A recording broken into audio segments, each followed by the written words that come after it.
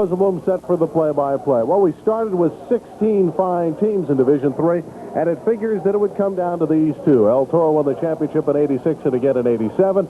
And last year, the Pirates of Paramount were victorious, winning the title, so they're back to battle it out again on iron. We're working with Ron Glazer, former outstanding wide receiver for Pennsylvania University. Ron, it figures to be your kind of game, a lot of offense. I love it. We're going to be in the air a lot tonight. Both of these teams very offensive-minded. Go for the home run, I think, before this game's over. Lots of big plays. El Toro's an outstanding football team. We emphasize the fact they won 2 titles in '86 and '87. They finished the regular season at 9-1, a nice accomplishment. They got into the playoffs, defeated Gar 43-8, Villa Park. Then a real battle. They had to go into overtime in the semifinals to finally get by Mission Viejo 28-21. And in this game, they showed great striking power in the air. Steve Stenstrom, their outstanding quarterback. Play action, run to perfection, Randy, and Bo Haley splits the D-back. 57-yard romp. Great speed that young man has. Outstanding scoring strike. El Toro can hit you with many different weapons, but despite all that, they had to go into overtime against the fine Mission Viejo team, and then they finally got the winning score. Little 7-yard pitch here to Danny Maestos. That play is all desire, all effort. He just wasn't going to be denied. And for the Paramount Pirates, the road to the finals, much like their counterparts, the El Toro Chargers, they defeated El Medina 13-3 despite 4 turnovers. They got by Hart in the final 3 minutes. That's a pesky Hart team, 16-14. That may be the game of the year in the CIF. In the semifinals, they bumped off top-seeded Capistrano Valley 36-35. Well, of course, they just got an outstanding quarterback in Jack Manu, and we'll see him sprint out to his right. He's most dangerous when he's sprinting out. Waits until the very last minute and finds Darrell Coy, his outstanding receiver, in the end zone for the touchdown. But they still needed a 2-point conversion in the OT to win it, and they got it. Leon Neal finds himself all by himself in the end zone, 2 points, and as you say, they win the football game. Happy moments there. Great football players, also outstanding students for both Paramount and El Toro. They do. They've got good athletes, of course, but students are very important, and these guys really emphasize average ball players on that field tonight. A lot of them being recruited by some of the finest academic institutions in the United States. And the coaches certainly emphasize the academics as well, and they understand fully that there's more to life than just prep football. Well, I really think there's a ton of them. One specifically would be the idea of team situation. I think that football is one of the few situations that you really do get involved with competitive things, counting on your teammate. It's absolutely a team game. There's not one tailback that wins it. There's not one quarterback. You really rely on the guy right next to you, and in life you do the same. Just recovering from ups and downs from that kind of situation, I think it epitomizes life. Being involved in the CIF playoffs is a reward for our kids for all the hard work and the excellence that they've projected during the season. At Paramount, we like to motivate our kids for excellence both in the classroom and on the football field. We have strict guidelines for academic involvement, even more strict than the CIF asks that they have to have a 2.0 and be up with their class to graduate. Last year we had 26 football players that were seniors, and all of them graduated from Paramount. So we're allowed to have kids and project good values on them, and hopefully this will last the rest of their lives, and they can apply them in future ventures.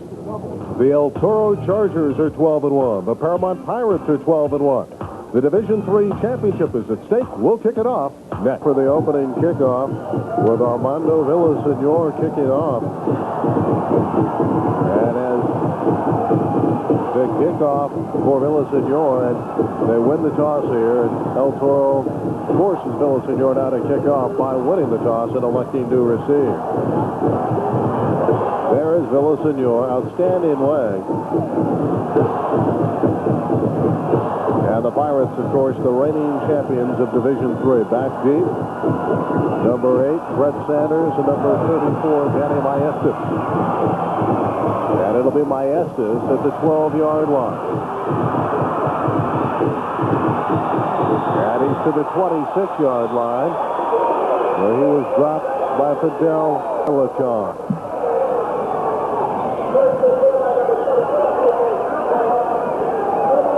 Steve Stenstrom, the senior. He played in their championship win a couple years back as a reserve.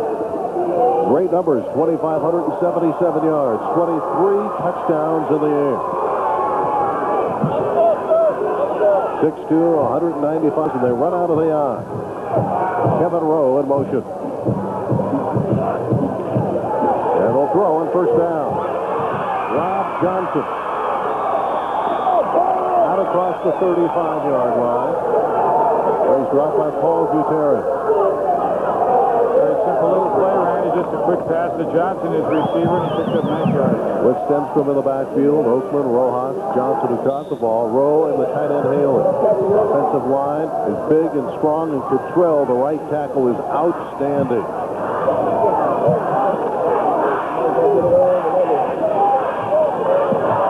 Second down and 1 for Stenstrom.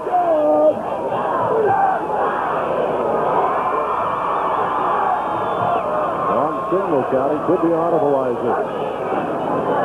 And it's Oakman. And he has a first down. He's punched it hard once he reached the 41-yard line by Mike De La Cruz, the number 74, the senior, 35-pounder. Haywood, De La Cruz who made the hit, Ramirez, Kevin Murphy, and Francisco Villasenor. The linebackers, Godfrey and Kane, are outstanding, and the deep four, Floyd, Gutierrez, Jacobo, and Neal, really react to the ball well. Rob Johnson looking for his 4th championship of the 80s. No other team in the CIF has been able to accomplish that. On first down, Stenstrom is throwing. That's a great catch by Rob Johnson at the 44-yard line for a first down. Johnson went up very high that time. He's got good height, 6'4". That ball was thrown up in the air, and he leaped up to pick it off. He already has 2 catches, so give him 59 on the year. That was good for 16 yards. Rob Johnson, accomplished quarterback in his own right, has relieved Stenstrom on numerous occasions this year. In fact, he's hit 19 of 26 for 73%. They spot the ball at the 45-yard line.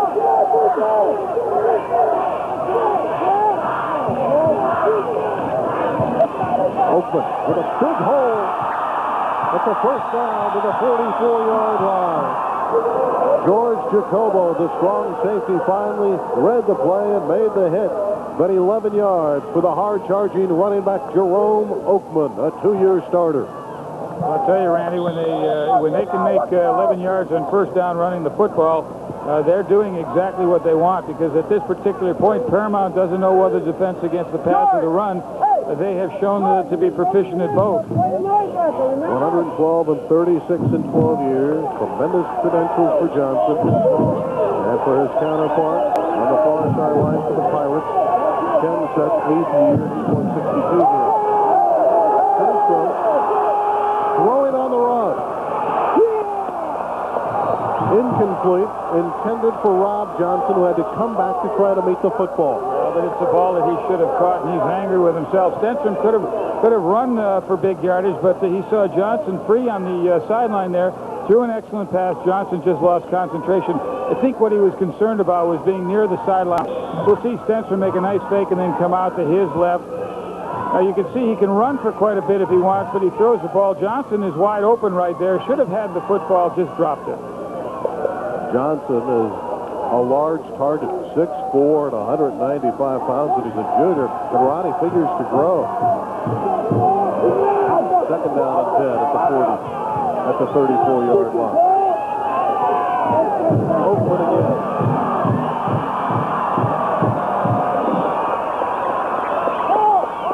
Darrell Cloyd makes the stop, but Oakman is picking up large chunks on the ground. Nice gain there by Oakman. You got to give number 44, Jason Rojas, a lot of credit. He threw a big block to spring Oakman for that nice gain. Oakman's carried it 3 times on the drive for 22 yards.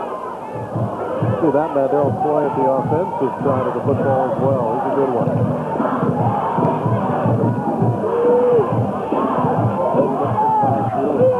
But he's come back strong.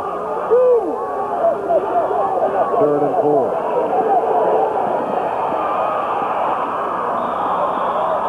That's a first down to the tight end, Bo Haley. A lot of Division I schools are looking at Haley. He had the 57-yard TD in the semifinal victory over Mission Viejo. And he is a big-time TE tight end. First down yardage. and the ball by Stenson was right on the money.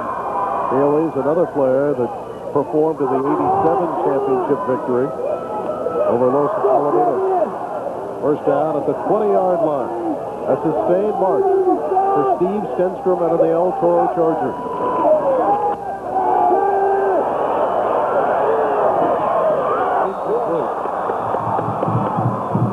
Again, it was intended for Rob Johnson, and the linebacker Daniel Godfrey dropping back with good coverage. Well, I don't think that Johnson was the primary receiver that time, Randy. Stenstrom was looking for Kevin Rowe down, but he was well covered, number 27 there. He threw the ball to Johnson. Again, it's a pass that Johnson should have caught. I think as the game progresses and these butterflies get out, you'll see him not dropping those kind of balls. El Toro is 12-1. They are ranked 7th in the state in the large school. First Fontana, one of the one-ranked team of the state. Stenstrom is at 3 of 5 on the drive, and looks at 2nd and 10.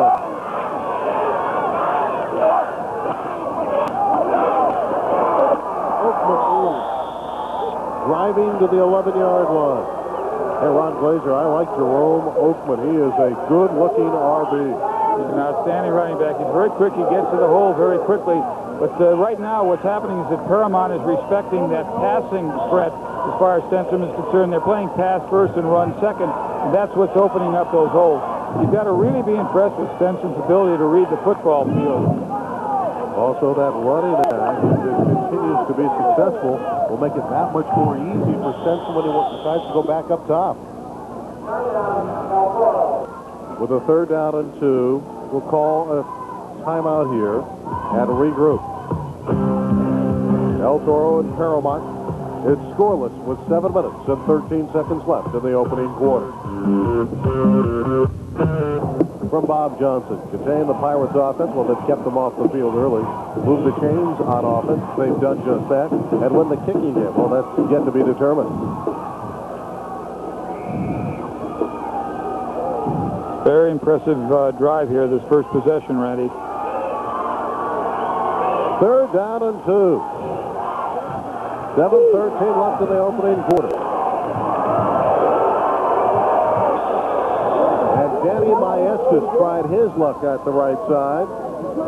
And Paramount was over there in force. The charge led by 55, Kevin Murphy.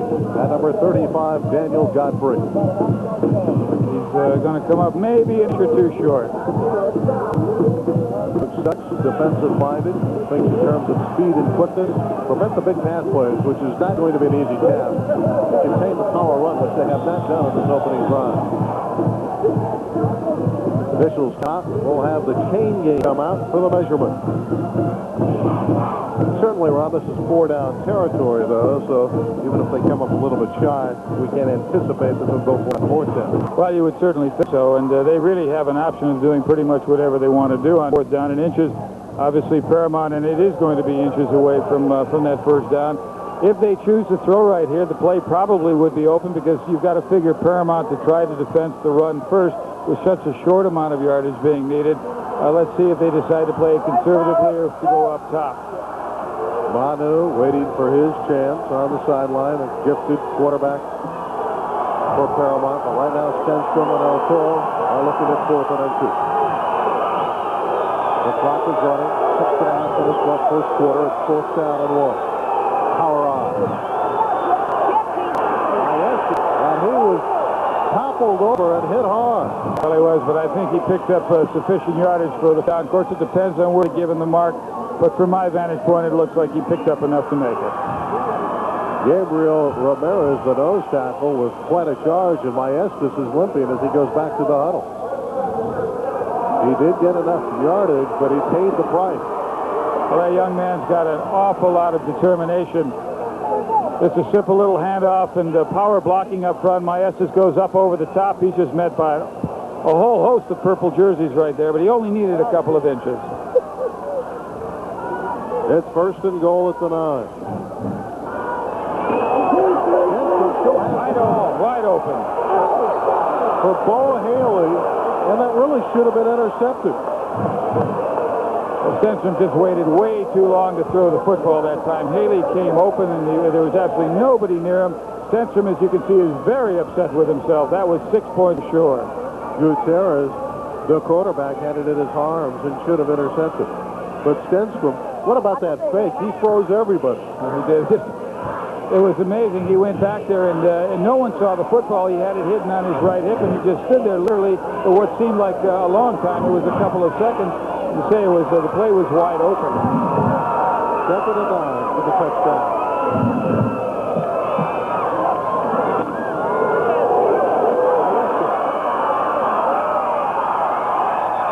He's down near the goal line. That's a nice effort by Maestas, finally toppled by Floyd King. He was picking his spots on that far sideline. He's a gifted running back. I mean, as you said before, he's got a lot of determination.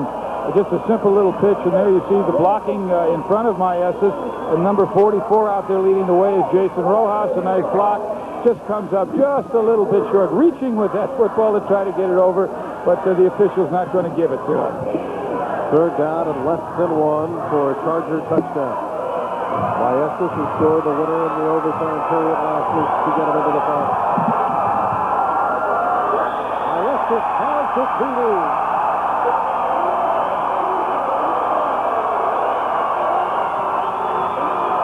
And with 5:09 left in the opening quarter, El Toro, a football team that scored 49 points in one half this year against El Dorado. That's a CIF record, is on the board quickly.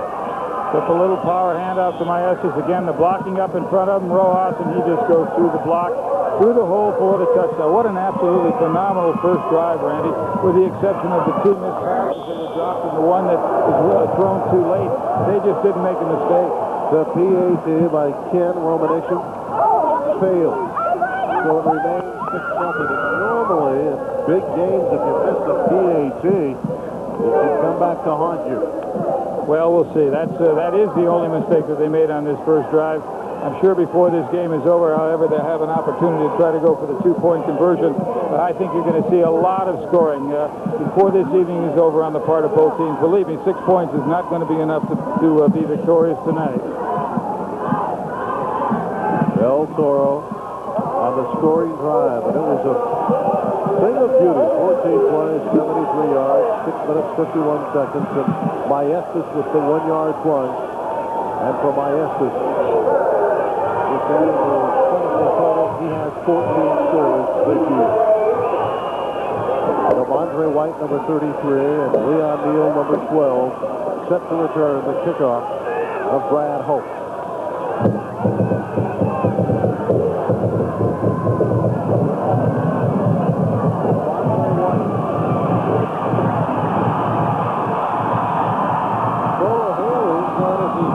Tight end. He's a guy that'll stick you on the kickoff return, and Ramondre White had nowhere to go. The quarterback is Jack Manu, CIF 3A Player of the Year last season. He's a flat-out winner, 16 touchdowns in the air. Always seems to make the big play.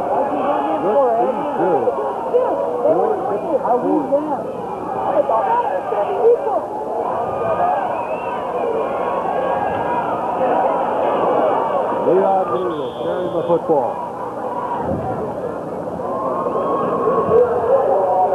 Neal rushed for 1,539 yards. Manu, Neal, Godfrey the fullback, Floyd a devastating split end, Jacobo, and Bigelow.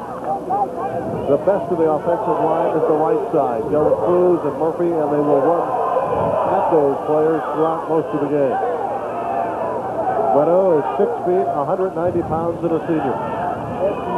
Behind Neal, and it's ruled an incompletion.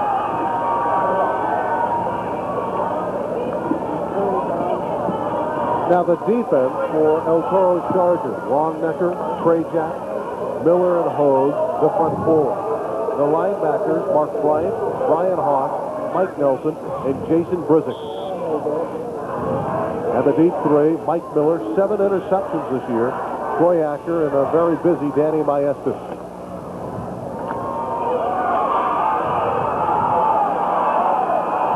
It is 3rd down and 5 at the 24-yard line. Floyd short of his first down stick. He's going to come up about 1.5 yards, 2 yards short, Randy. And it looks like the Pirates are going to have to give up the football here on this first possession. But before this evening is over, you're going to see them move the ball because they just got too many offensive weapons, too many outstanding athletes and skill positions on that football team. Manu, one of his other chores is to punt the football. Danny Maestas is waiting to return. Maestas does everything for the Chargers.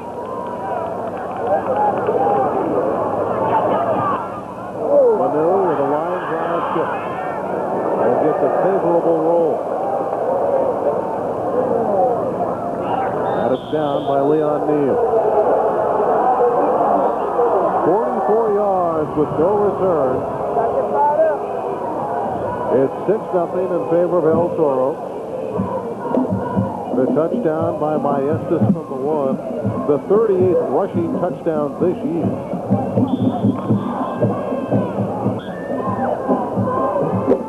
And here comes Steve Stenstrom back onto the field. And wasn't he impressive in that opening drive? Well, you had to love him. A tremendous amount of poise. Got to really impress with the way he throws the football. He throws a real tight spiral, and yet it's not a hard ball to catch. It's a nice soft throw. Under 3 minutes to go in the opening quarter. Chargers 6-0. The I-back never moved. Grayson Rojas trying to wiggle forward. Kind of a strange play. Oakman behind Rojas never made a move.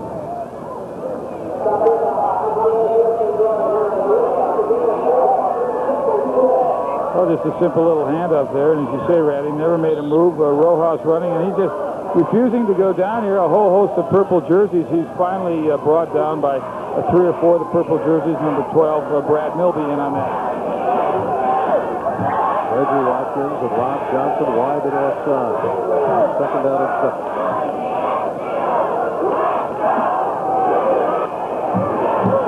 He's throwing for speedster Kevin Rowe.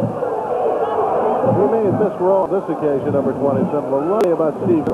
He has one powerful run. Well, yeah, what he's done is he's put a message out there that we're going to not only throw short and medium range passes, but I'm going to throw this ball up top. And as we said, I'm going to go for the home run. He was about 4 or 5 yards too long that time to Kevin Rowe, who's got excellent speed. 3rd down and 6. Stenstrom, they recruited heavily by Stanford, and that tells you something, doesn't it? Well, you know, they go for the passers up there, so you bet it tells you. Johnson with a great move. He's down the sideline to the 41-yard line. What a move he put on Francisco Villasenor to free himself to make it a major gain of 26 yards. Bob Johnson there turned a short 10-yard pass into a big gain by putting a real nice move on Villasenor. Well, you feel so naked when you're out there, Randy. See Stenson go back. He throws a nice pass. Johnson catches. You know, watch the little hitch right here as Villasenor comes in. Flips to the outside, and then he goes to the outside and picks up an extra 15 yards. And holy, she pops out. 3 catches for 51 yards in this opening quarter.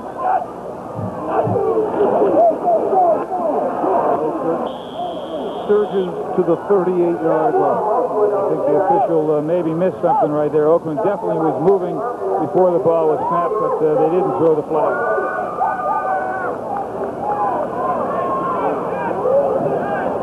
Jerome Oakland, a senior running back. As you look into that Pirate huddle, they need to try to get control of that line of scrimmage. So far, that El Toro offense has moved them off the ball. And Hanson is throwing again. Big interception. Jacobo is on his way. George Jacobo. That's the momentum swing.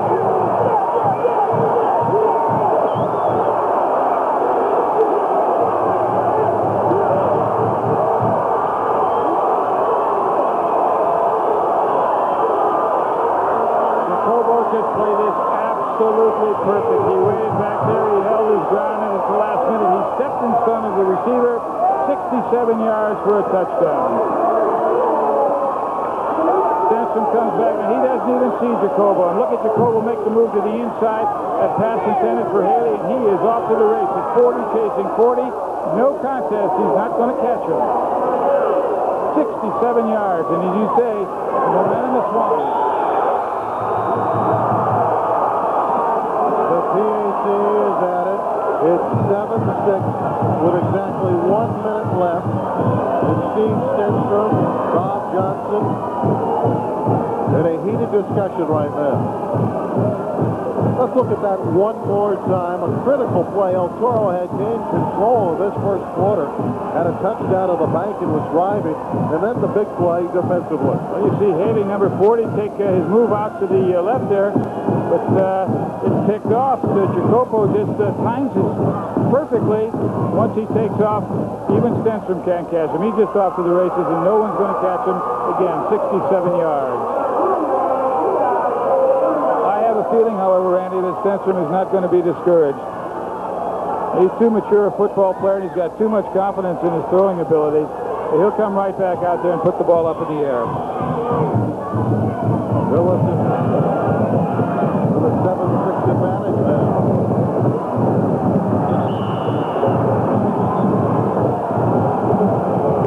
Sanders fell down, and in the prep game, you are down at the spot.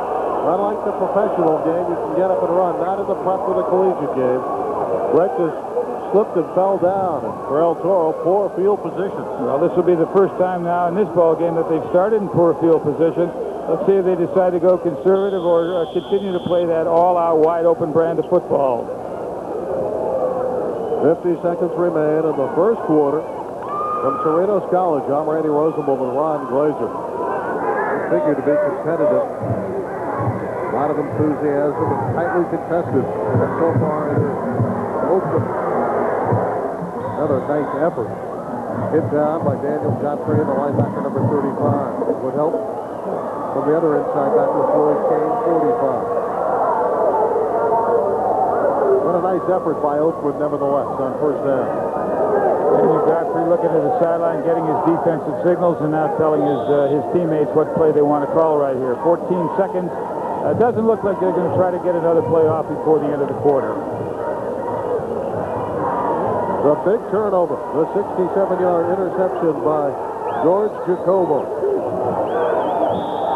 And we have run out of time in the opening quarter. El Toro got a 1-yard plunge from Danny Maestas, but Paramount, seemingly on the ropes in the opening quarter, gets the big defensive play from George Jacobo. After one, it's the Pirates 7 to the Chargers 6.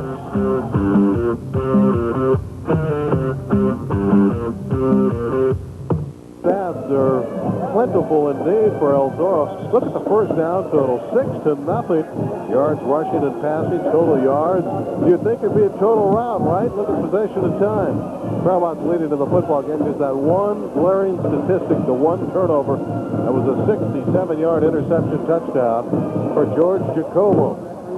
But statistically, El Toro dominated the first quarter. And for Bob Johnson, he don't want to hear about stats. There's only one thing that matters, the arithmetic on the board. And it's 7-6 in favor of Paramount. Yeah, but he's got to be somewhat concerned, Randy, because El Toro did dominate that first quarter, at least offensively, keeping the ball for over 10 minutes. And if they continue to do that, Randy, throughout the rest of this game, number one, the defense of Paramount is going to be really wore out. Number two, they're going to be putting a lot of points on the board. So he's got to be concerned even though he's ahead at this point. Second down and 5 for El Toro as we begin the second quarter. They start from the 13-yard line. Oakland, he's tough. He gets that extra yard. When he gets hit, he surges forward. And again, it was 35. Godfrey with the stop. And I think he's going to come up a little bit short right here. Call for the measurement, but it looks like he's going to be just a little bit short. Oakland playing despite a sprained knee last week against Mission Viejo. In fact, Oakland, number 7, missed the overtime period. Danny Maestas then scored the winning touchdown. You know, Oakland's not a big guy, Randy. He's only 5'10", 175 pounds, but he's got lots of leg drive, lots of power in his legs. Gets a lot more out of that little frame than you would think. Coach Ken Such of Paramount won his first ever CIF championship for the school last year. They're back in the hunt again. There it is. Division III champions. They beat Los Alamitos in the final game, 30-20. Nice accomplishment. Outstanding program. This group of players now on defense is 24-2. Oh, with the play action work here. Out of the power line by Estes. And he has a first down for El Toro. Well, I'll tell you, I bet you before this evening is over, if they have many more opportunities with 3rd and 1 or less, I think before this evening is over, you're going to see Stenson give us that play-action pass, get that football to Haley, because that's one of their favorite plays. Maybe they'd like a little bit better field position. They want to keep the ball and get that first down. They've worked it to the 22-yard line now. Keep in mind, Brett Sanders tripped and fell down on the kickoff return. They were pinned back. So it was not advantageous field position for Steve Stenstrom.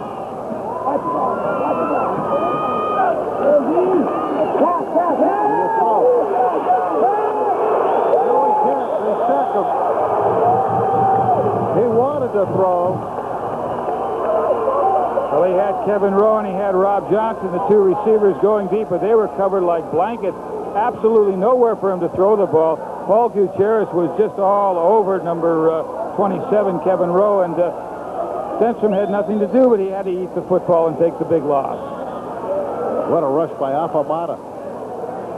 So he wants to throw the ball right there, but he can't because his receiver is well covered. And by that time, the protection breaks down and Stenstrom goes down. 2nd and 17.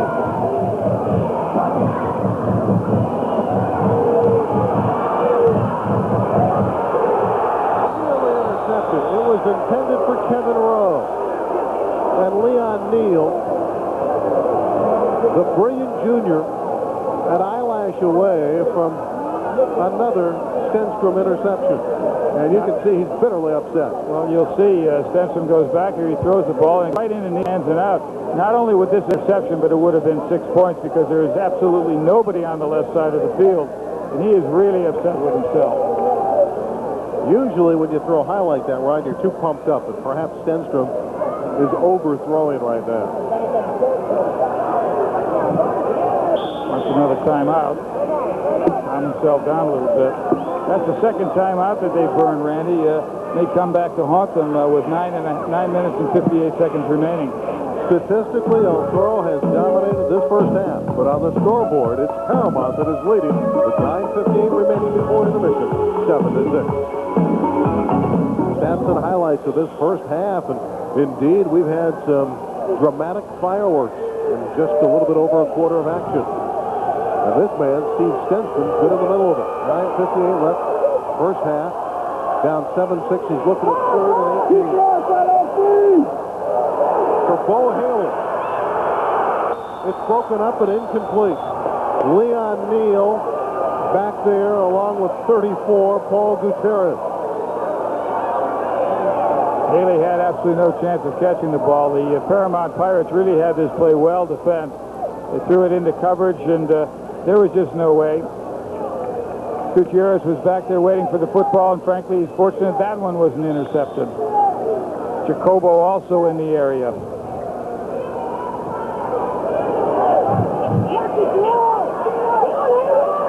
Time to punt it away now.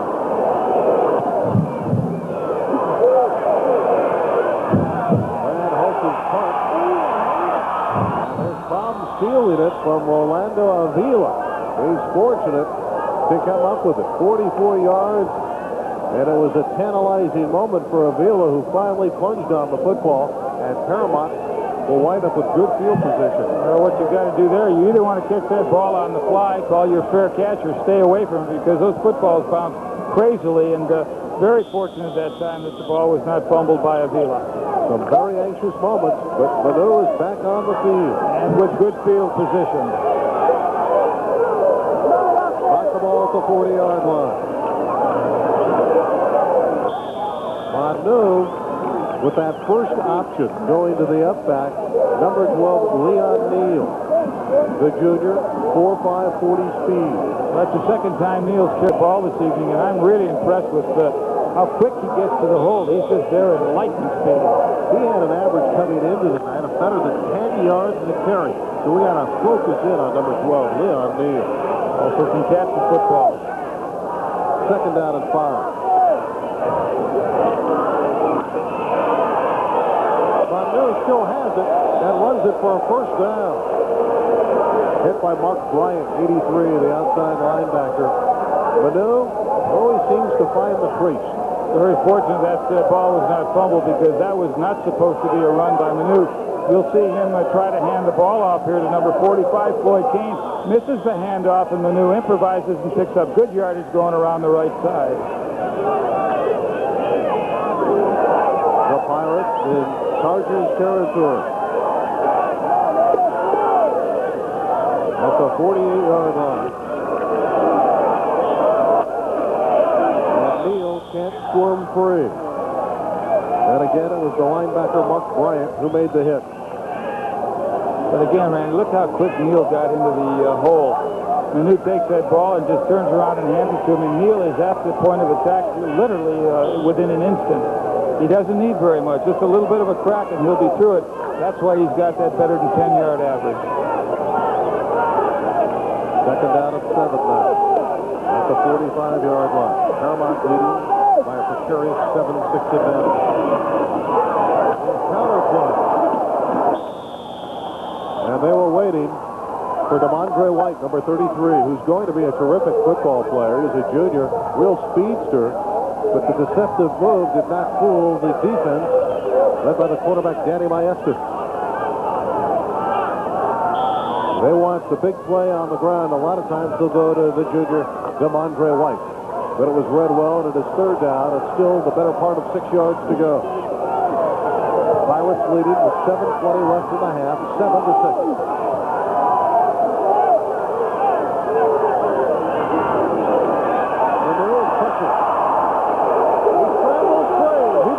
First down. He's to the 24-yard line. Well, that's when Manu is most dangerous, when he starts scrambling around in the backfield. It's very difficult to defend him. Jason Brizek coming up that time and making the tackle, but a 20-yard scramble for Manu. It's just so difficult. You see him sprint out to his right, looking to throw the football, sees nothing. Perhaps he just starts running a little bit too soon. But again, when you can improvise and run like that, you don't want to wait too long. He's pointing downfield. He's trying to set up a play. He was unable to get there. Neal. That's the way, Leon. For a substantial gain inside the 20-yard line. They need to get to the 14. They'll spot him out at the 15-yard line, but they can bring this one back. An illegal procedure call. And the 9-yard effort by Leon Neal will be wiped out. Oh, as a coach, you hate to see those things. Those yellow handkerchiefs on the grass, boy, you just don't want to see them. Nothing will stop a drive faster, turn a coach's hair grayer faster than the penalty flag. And Ron, this is really the first surge by the Pirates. Their touchdown coming on the interception. The 67-yard touchdown return by the strong safety George Jatobo.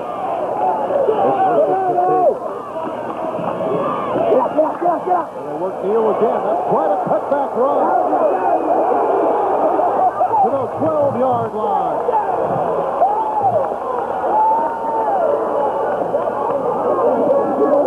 An 18-yard run. They needed 15, and Neal able to wiggle for the big game. You see a little fake. He takes his time looking for his hole now, sees it, cuts back to the right, and frankly, if he doesn't run into the official, Randy, he might have gone all the way, because it slowed him up just a little bit, just enough so that the defense and Mark Ryan could come in there to make the tackle. Fields with 4 carries, but in the first half has 30 yards. Manu in trouble, and down he goes at the 11-yard line. It appeared that he may have missed a handoff, although with Manu you never know, because they call his number a lot. But on that occasion, it looked like he was in deep trouble from the beginning, and Jeremy Hogue, 55, finally wrestled him down. Well, again, his backs are so quick that he's got to get that ball, get on a clean exchange from the center. If there's any kind of a mix-up at all, by the time he gets to one of his backs, they are so quick that they're by him. But again, when you've got the athletic skill that Manu has got, he can turn a disaster, a no-gainer, into something that picks up big yardage, although that time, of course, it didn't. Paramount, the Pirates, the champion of the San Gabriel Valley League.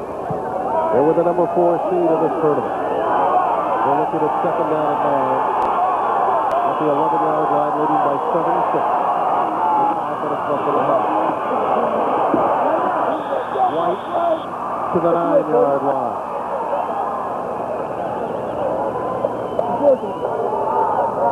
And again, it was Mark Bryant, a very active linebacker, on the outside, chasing down the scat back, Demondre White. So you see a little pitch to White. He's strung out pretty good. He wanted to cut back in, but he couldn't. In 83, Mark Bryant, he just had a hold on one leg. Couldn't let him go anywhere. Third down and 7.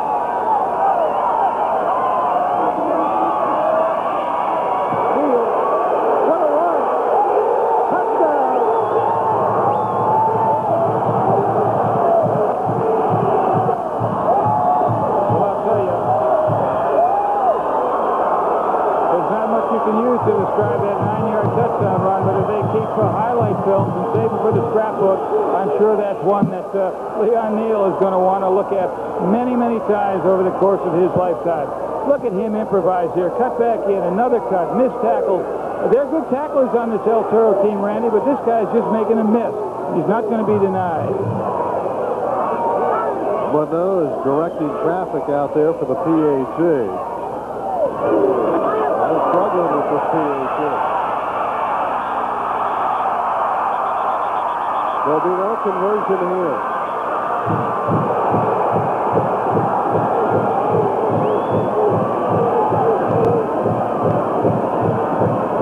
Now the player was shaking up. It was number 20 for Paramount, Rolando Avila, and now he's up holding his stomach.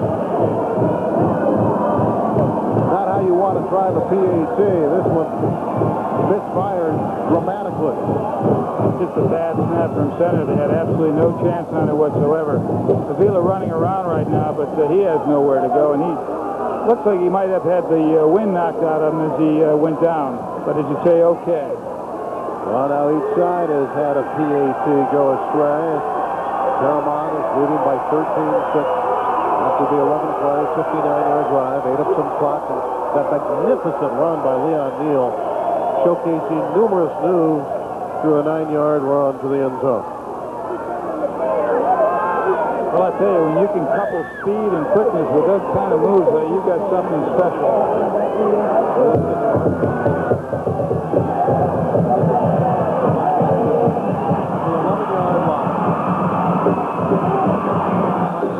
To the 32, a 21-yard return for Danny Maestas.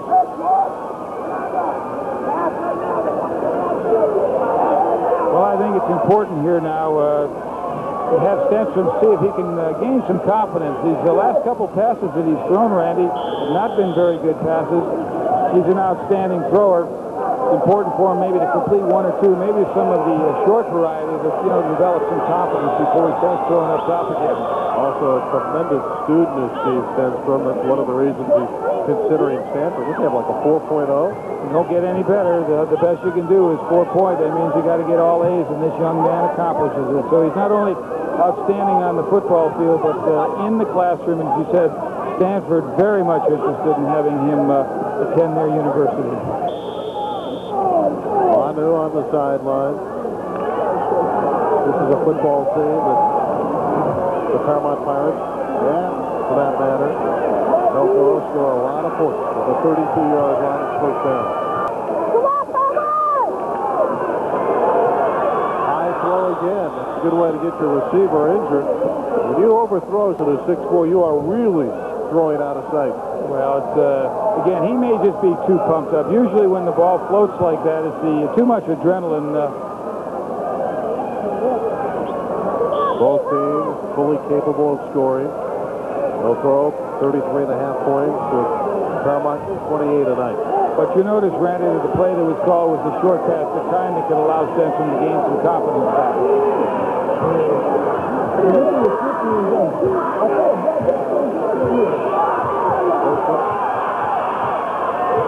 Pushed it down.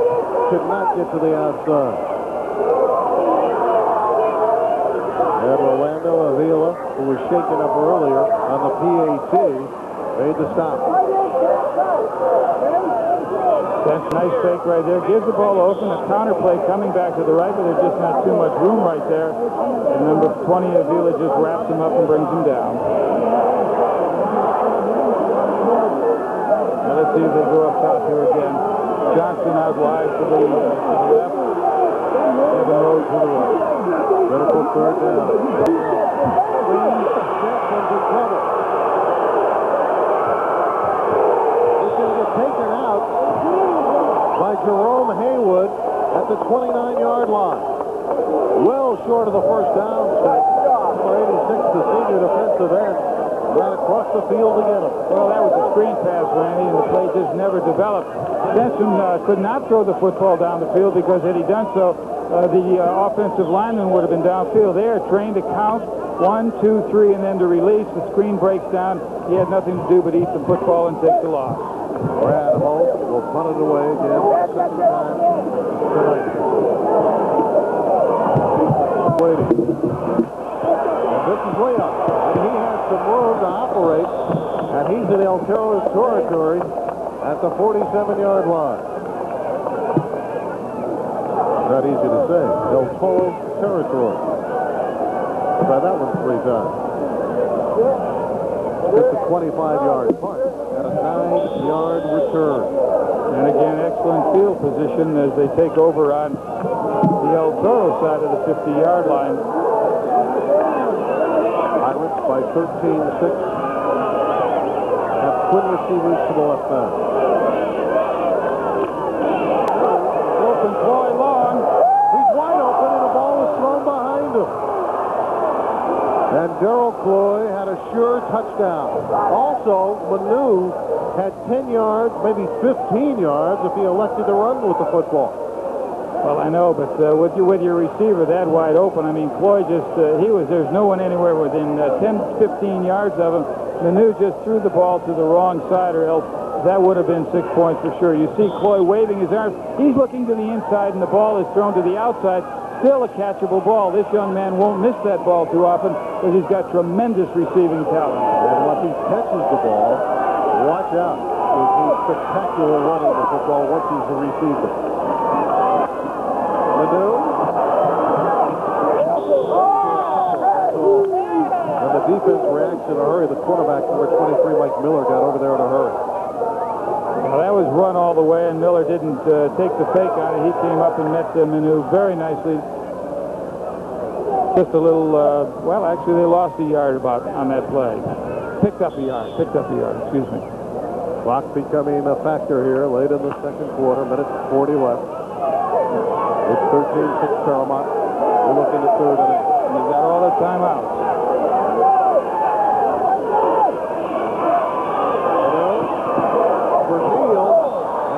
Picked off by Maestas, who read the play well. That's a favorite play for the Pirates. They will circle Leon Neal out of the backfield. In fact, that's the play that won the semifinal game over Capo Valley in the overtime to get the 2-point conversion. Also back in that coverage, Randy, was Mark Bryant, the linebacker. So you saw a very good job of double coverage that time. Riddle will punt it away on 4th and 8 now. The CIF 3 player game of last season, Jack Manu. And Maestas back at his 15, and Manu's in trouble. And this ball will go over to El Toro with a minute 20 left in the first half. An opportunity now for the Chargers. They pick up excellent field position. And, of course, with Stenson and his ability to throw the football, 50 yards is not a long way to have to go. But remember now, though, that they've used up 2 of their timeouts, so they've only got 1 remaining. With a minute and 20, however, that should be enough time. They throw the ball and get it out of bounds on the sideline passes or throw deep down the center of the field. used their one timeout remaining. I think that they had some time. And they were very unhappy on the sideline. Officials timeout. Very nice play by Jason Brizick, number 58. After the ball was a low snap, forcing the hand of Manu.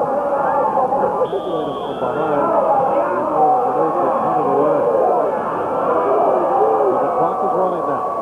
9:10. As Kingston brings him to the line of scrimmage.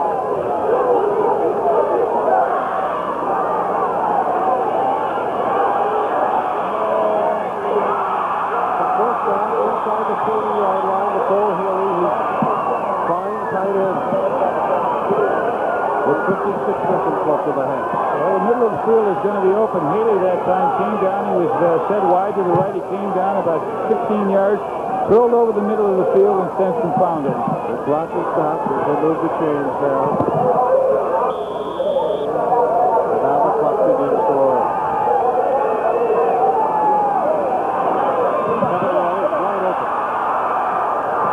To the 26-yard line. He's 2 yards shy of his first down. And now with that second thrust movement forward, he's got that first down. I didn't think he'd get to the 6, but he did get the first down. And by getting the first down, it stops the clock for the moment. And Stenson trying to drive him in before intermission. Jerome Oakman tried to fool the defense. And the clock is winding down with 30 seconds left. No huddle. Game at 7 there. But the clock is at 20 seconds left to Stenson. For Johnson. That ruled incomplete with 14 seconds left. I was going to say, that's one he did not want to catch. It wouldn't have given him the first down, and it would have used up really the rest of the clock unless they would have called their final timeout. He's got to throw the ball down towards the end zone right now, or else try to get it out of bounds. With that one timeout left, you want to save that if they have to go for a field goal with that. Two fine football teams that began tonight at 12-1, battling it out for the Division III championship.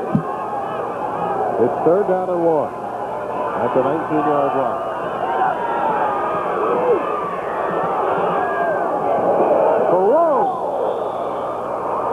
Nearly a touchdown. An eyelash away for Kevin Rowe. It is 4th and 1 with but 10 seconds left before intermission. That was a good throw by Stenstrom, and he got it there in a hurry. Well, it was an excellent throw, and it was just off the fingertips of Rowe. You'll see him go down, and literally he was able to touch the ball with both hands, but it was a very difficult catch. Now the timeout, the final one utilized. And here you see him just beyond his reach.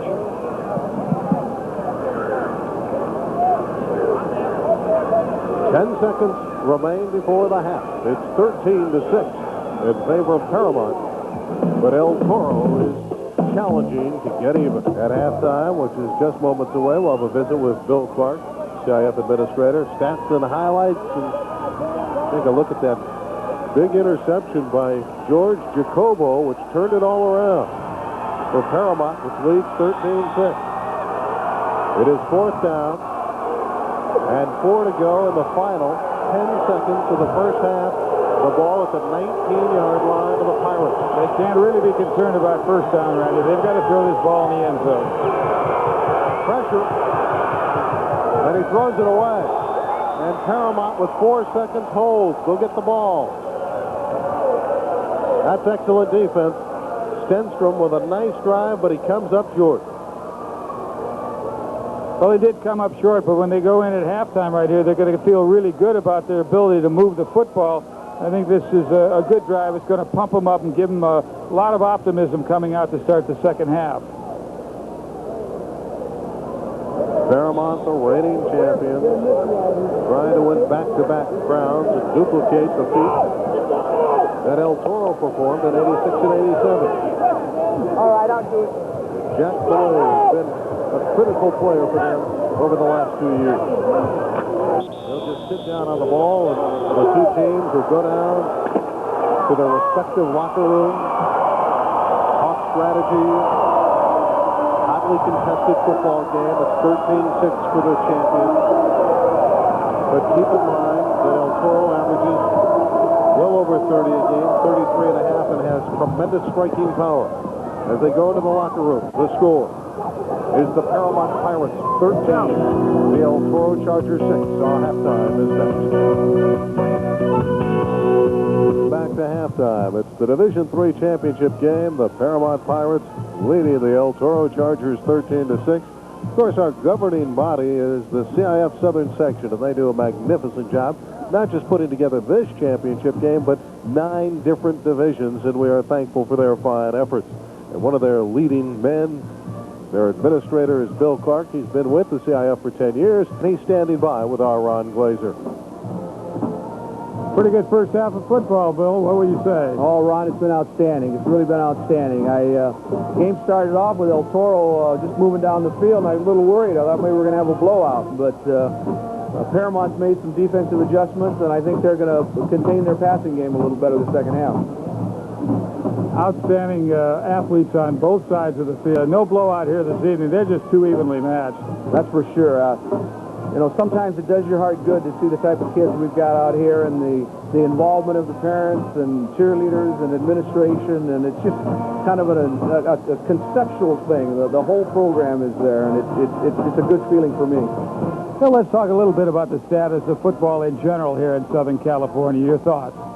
Well, we currently have 11 divisions playing football, starting with 8-man small schools, 45 students at the co-ed school. So there's not many kids out there, but they're participating. This weekend alone, we'll have probably 70,000 people watching football for 9 11-man divisions.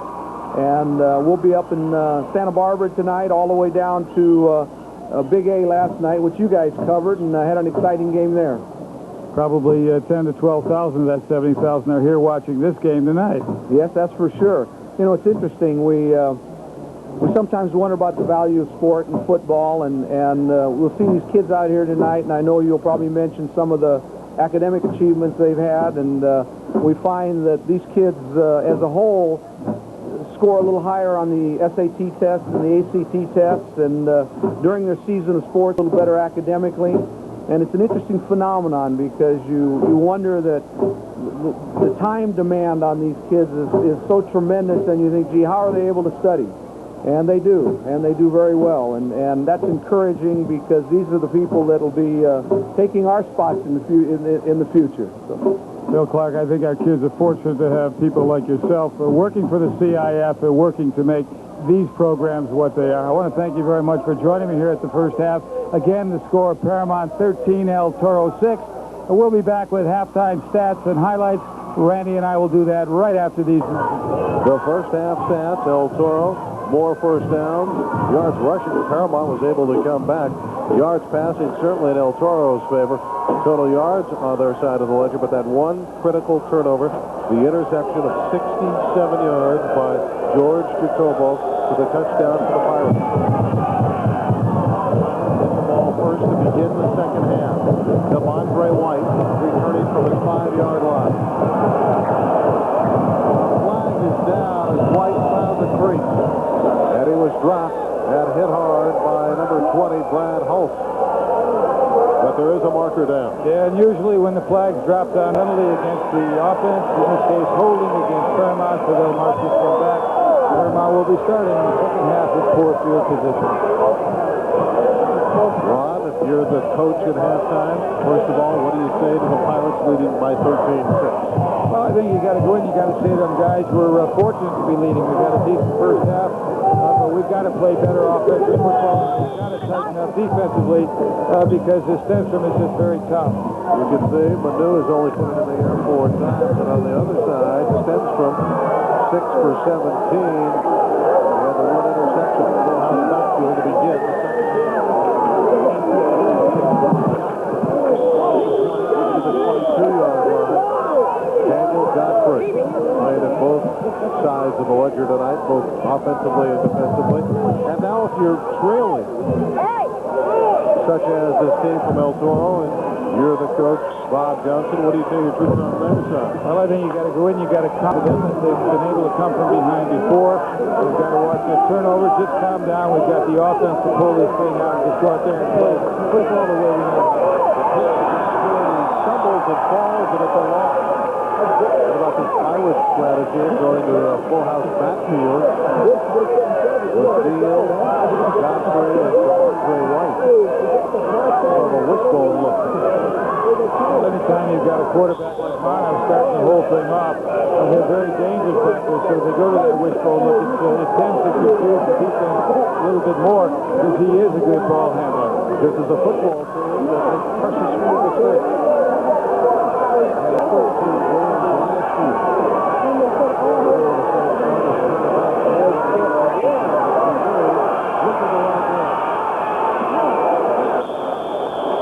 Has a first down at the 31-yard line. He's something special. Jack Manu. Finally ridden down by number 33 in white. A very fine football player, Brian Hawk. The ability to take it upfield, the quarterback's comparison of Manu to this point, the better runner. Well, but that's his style, Randy. Stenson is not really a runner. Manu more the runner. Stenson likes to go back out of the pocket and throw the football.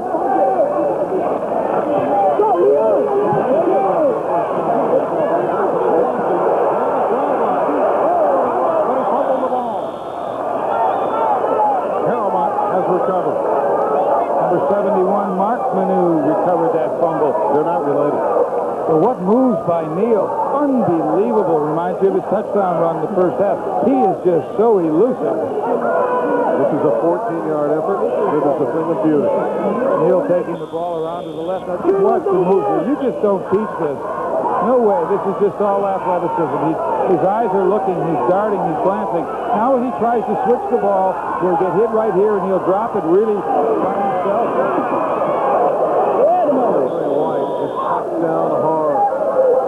Once he reached the 49-yard line, he was leveled and drilled for 48 for the El Toro Chargers. Mike Nelson.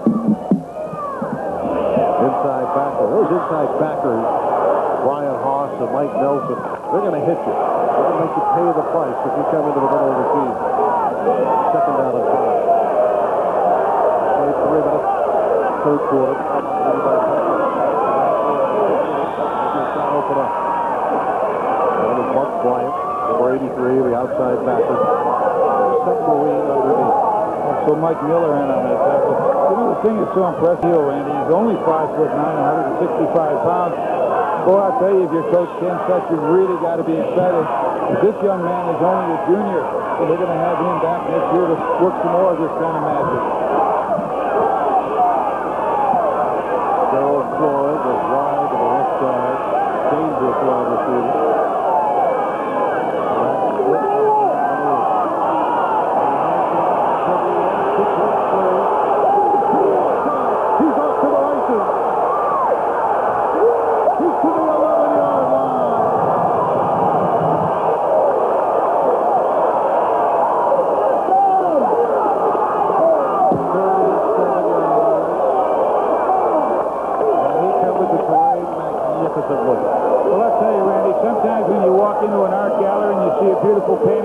Words just can't describe it, so I'm just going to be quiet and let everybody just watch the moves that this young man puts on. You just can't teach that. That's something special. Ball placed between the 11 and 10-yard line. Leon Neal came in as better than 1,500 yards.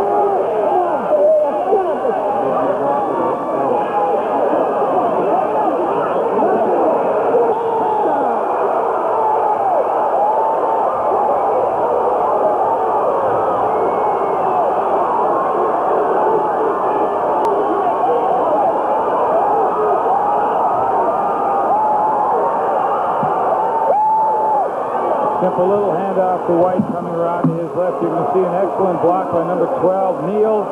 There it is right there, sealing off the inside, and number 34, Danny Maestas, can make the play.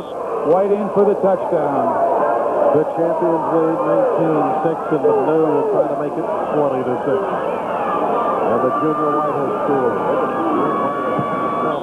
And Manu makes it 20-6. A two-touchdown lead for the champions. They're on their feet on the Paramount side. 7:44 left, third quarter.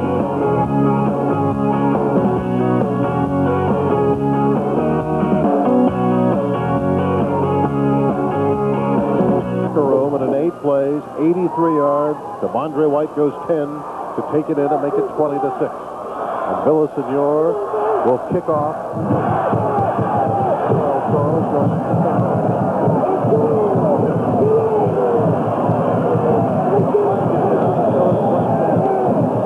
Easy one to call. Clipping penalty all the way. And a foolish clip because it was totally away from the play. Jason Palmer just wanted to get some action there. He's only on special teams, and he threw a block. Absolutely no sense in that whatsoever, and they're going to have to move El Toro back. Well, they're called holding, but it was clipping all the way. Now, don't go away. Normally, in a high school game, 2 touchdowns, a lot to ask of your football team. But the way El Toro plays, and the number of weapons that they have, and the versatility and the striking power, Bob Johnson's squad is far from out of this game. Oh, absolutely. And when you can throw the football like Stenson can, why any play is liable to go all the way. Two teams. An outstanding defense. So Bob Johnson is going to have to fire all the weapons offensively now. Stenson going to have to heat up. The 24-yard line. And the blast for Paul Gutierrez, the quarterback. There's Gutierrez. Didn't want him to wiggle free. Rowe had that opening down the sideline. And Gutierrez, the sure-handed tackle. You know, those short passes are designed really to have the possibility of picking up big yardage, because once the ball is completed, it's like getting it in the hands of the running back with lots of room. Sometimes the 8-9 yarders turn out to be 40. Inside more. Inside. Football for the first time tonight. 6 foot, 175 pounds top. What El Toro needs here is a long, sustained drive, march the ball down the field, and pick up a touchdown and get right back into this football game. Centrum's got to develop some confidence in his ability to throw the football. They've got the weapons and they've got the time. Steve Centrum, the top-rated quarterback in Orange County.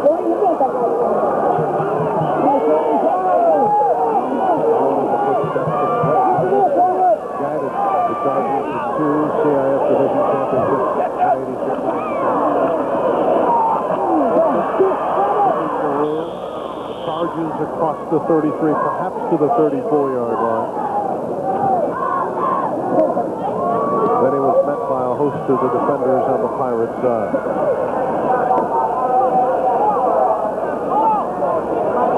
Orlando Avila, number 20, the closest to the ball to make the contact. Some anxious moments on that El Toro sideline. This is a team that we tried to underscore for you in the first half. 49.5 against Eldorado. Second and 4.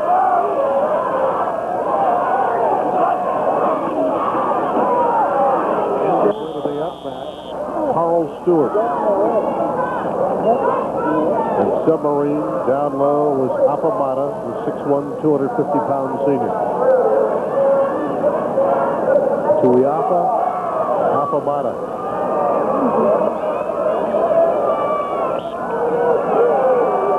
Well, is this the place that they go for the play action? Third down and less than a yard to go? Or do they play it safe and pick up the first down? Well, they're eating up the clock. They're down. 2 touchdowns. We're approaching 5 minutes left. Third quarter. Oakland has a first down to the 44-yard line. I like Oakland. He's a talented running back. Rushed for 1,134 yards this year. Although tonight he has played in the shadow of Neal. He's a good one. He's only 5'10", 175 pounds, so he's not too much bigger than Neal. I don't think that he has the speed or the quickness of Neal, but perhaps a little bit more strength. Well, now El Toro is beginning to establish the running game. Good compliment from the aerial attack.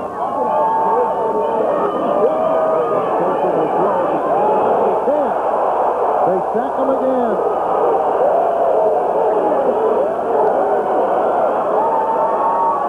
Kevin Murphy was the man that got to him first. There he is. And he got off the ball. They just say about Murph, he's a super. Well, the play was designed to go deep, but Spencer just never had the time. The rush was just too severe. Lineman couldn't hold him out. A loss of 8 yards on the play. Now he'll probably have to go up top. The key, Randy, what you don't want to do is you want to throw the football when they don't expect you to throw it, and you want to run the football when they don't expect you to run it. You don't want to be predictable. 4 receivers pushing the football up the line. With all that, showing the pass, they go to the running back, the tailback, Jerome Oakman, and it was diagnosed again. This Paramount team is pesky. They don't give up much defensively, and suddenly they become very enthusiastic offensively. There's the man that structured it all, Ken Such. So what they tried to do is split the interior lineman a little bit, but the Paramount defense didn't buy it. And when he was unable to get through that first quick hole, there was nothing there. Had Oakman been able to get through the first wave, he probably could have picked up 15 to 20 yards because the secondary is really spread out. Again, 4 receivers.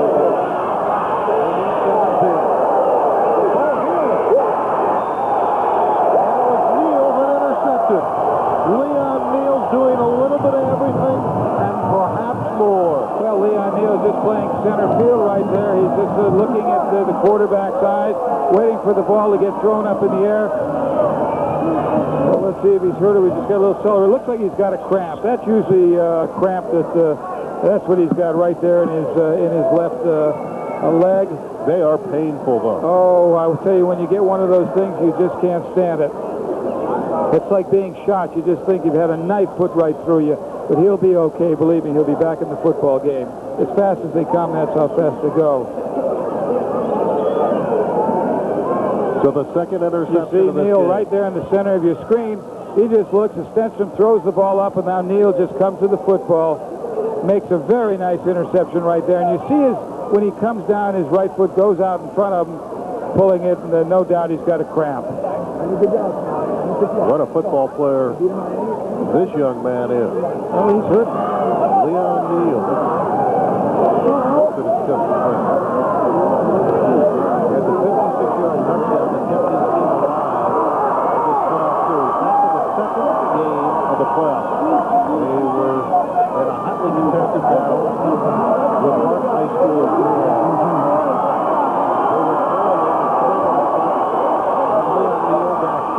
Yards and kept him alive. And he hobbles off, although moving a little bit better now. And he's the reason they're in this championship game.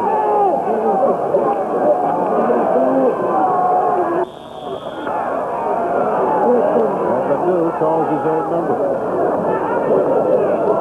Coming back in. Come on. Hi, Mom. We're number 1. So much for the pain, huh? Well, right now, I tell you, they are playing like number 1. He certainly is playing like number 1. Glad you guys got that picture because he's got a new number on it. 18 or 18. So who's 18, right? Why 18? His name is Leon Neal.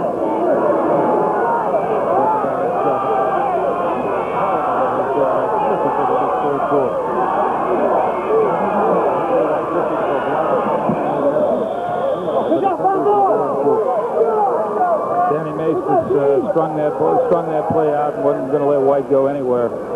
We look on the sideline, Randy, and they're massaging Neal's leg, so I'm quite sure it's a cramp. I'm quite sure you'll see him back in the football game.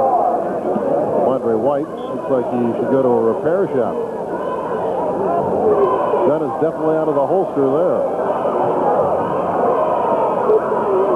It is third down. And still 4 to go. 35 left, third quarter. Paramount 20. Toro 6. The Division 3 championship game. He turns the corner. And Paramount has another first down. Haven't they run the ball well in the third quarter? Well, they run the ball beautifully. Actually, DeMondre White made a nice fake up into the center of the line. the El Toro defense went for it. Then when he pitched the ball to Godfrey, while it was clear sailing for first down yardage. Number 18 is coming into the game. It is Leon Neal. So he's gotten rid of 12, but he's wearing 18, and he's back in the backfield. There he is, Leon Neal. The junior who plays like a seasoned senior. Manu not happy with the way his team lined up, called for the timeout. Ken Such, in his 8th year, on his way trying to win his second consecutive Division III CIF championship. Minute 6 left, third quarter. Right now, El Toro is down to Paramount, 20-6 quarter. Paramount leading by 2 touchdowns. He's to the 41-yard line. What a demonstration by the junior RB. 16 more yards. But he's just putting on a clinic. Great faking there on the part of Manu. Gives the ball to Neal, and he just takes off around the right-hand side there. There's some missed tackles right there. Finally brought down by Danny Macias, but not until he picks up big first down.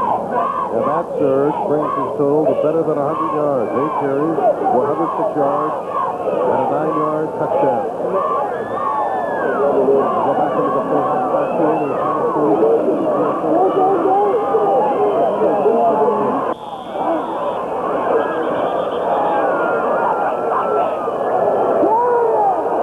Enthusiastic, aren't they?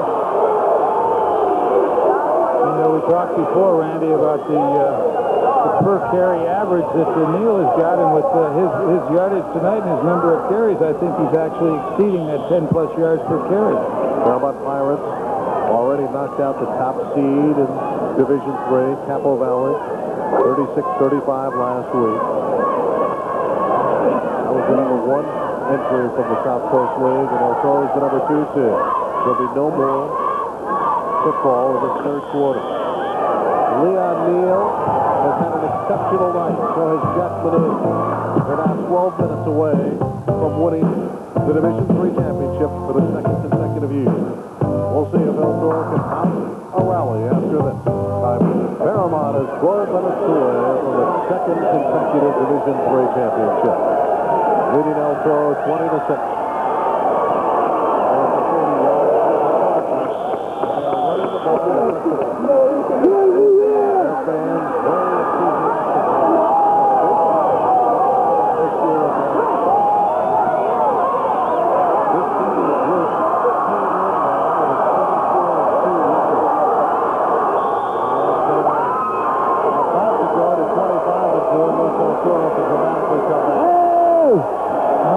The tape, the statistics, look at the difference in rushing yards, 178 to 69.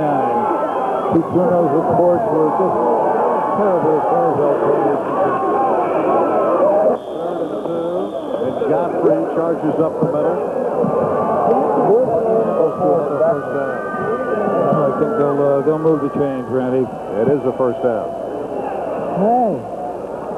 Ken Such has got to really be pleased with what he's seeing right now. Looks like a happy coach on the sideline. Well, a score here would make it virtually impossible for El Toro and Bob Johnson.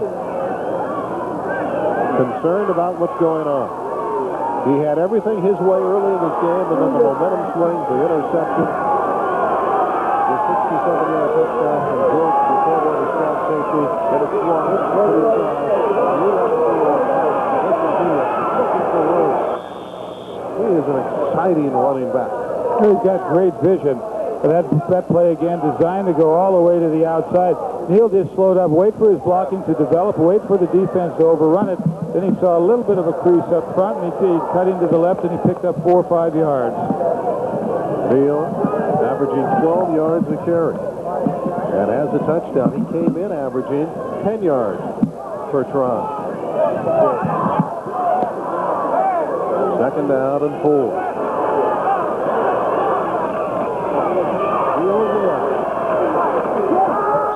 And he slices inside the 20-yard line. He follows his block very well. Well, he's a very disciplined runner. You know, in addition to having the athletic ability and doing a lot of things on his own, there's a lot of discipline there, and I'm sure that when they get back into the locker room after this game, he's going to have a couple of kind words for his offensive lineman. Because no matter how good he's looked tonight, why, he's had some big holes open for him. Bob Johnson's very unhappy with something. Well, the clock was running while time was stopped for an apparent measurement. He lost some seconds. That could be one of the things that's disturbing him right now. Another factor is they're going in the direction of the Paramount Pilots. They're 4 seed in the tournament. There are 5 minutes and 49 seconds left of this championship game. You've also got to get this now, Randy, with Paramount taking this game over. They have evened up on sure time of possession quite a bit. You remember that first quarter, it was almost 11 minutes and 1 minute for El Toro. The game is worn on Paramount, I think, is just understated.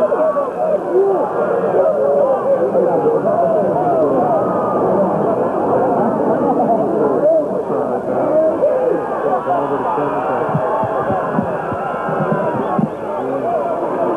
Anticipate an explanation. Bob Johnson very hot. I wonder if it's in regards to the clock, which ran down a few extra seconds. Officials now talking to the press box. We'll get an explanation, but before we do that, we're going to take a break. 9:49 left of the ball game, and Paramount by 2 touchdowns, leading 20-6.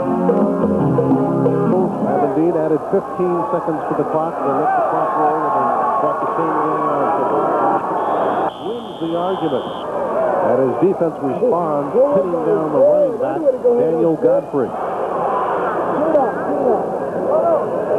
There's a first down carry. 30 seconds left in the game, and Paramount honing in on their second consecutive Division III championship. Jack Manu, he was the CIF 3A Player of the Year last season, and it's evident wrong. The El Toro 17-yard line.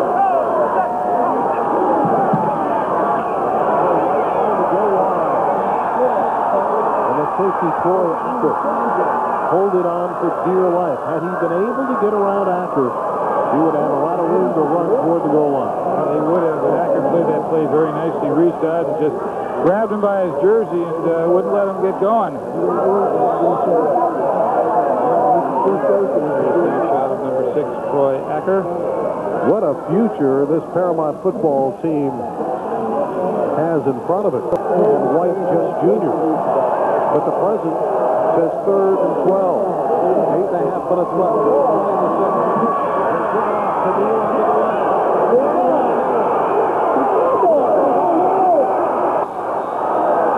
El Toro has it. And with the miscue, the Chargers are revived. There's still life. Well, there is, Randy, but I tell you, they've got to go about 99.5 yards. Neal, just too much second effort. Not only second effort, but I think 3rd and 4th effort, and that's what caused this fumble. The draw play just worked to perfection. Neal just runs up inside. Now you'll see him get hit here by number 34, Danny Maestas, and he just keeps on churning, and in that effort, loses the football. It's going to be recovered by El Toro there. Number 63, looks like David Flores. Well, he has to heat it up now. Stenstrom has been picked off twice. Has to overcome.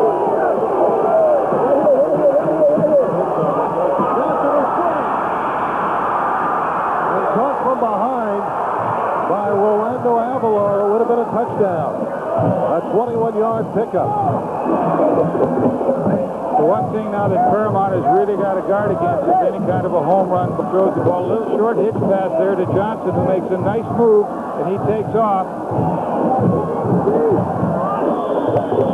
When he ran around Darrell Floyd, I thought he had a touchdown. That was a great effort by Avalar to come back and get him. Yes, it was. They've got to be careful now. They can't give up the long Jerome Oakman has stood up.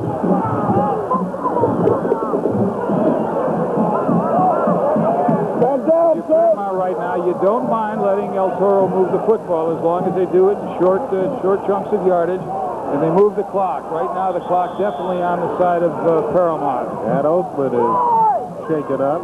In fact, more than one. Appears to be Eric Rodriguez, number 50. So a collision damages both parties.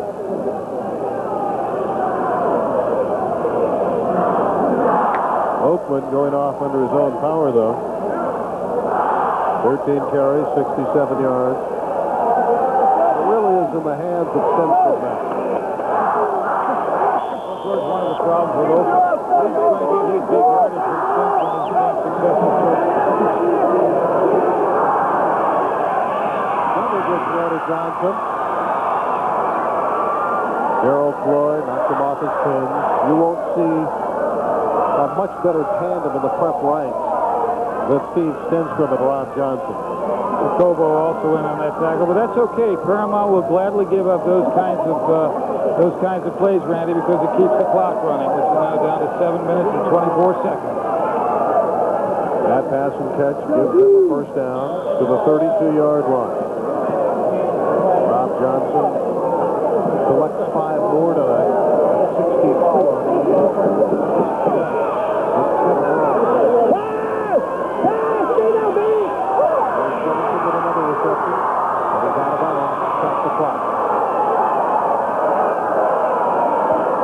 Johnson's only a junior. Is he something special? They feel he'll be the best quarterback in Orange County next year. His numbers this year, the backup capacity, and Steve Stenstrom has been very good. I'm not sort of surprised because he throws the ball so well that they don't have a reverse option pass off of out in their playbook because Stenstrom's giving the ball on an end around and let Johnson throw the football.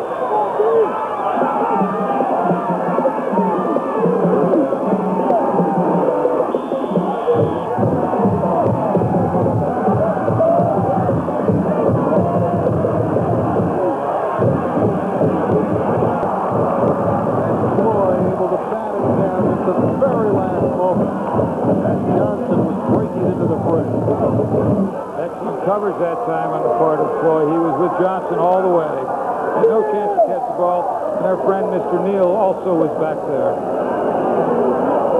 Johnson with those long, roping strides, getting downfield. Stenstrom able to throw downfield an excellent defense. El Toro with 3 timeouts, but more importantly now, Paramount with 2. Well, right now, Randy, I think Paramount's going to need to use their timeouts. El Toro needs a touchdown play.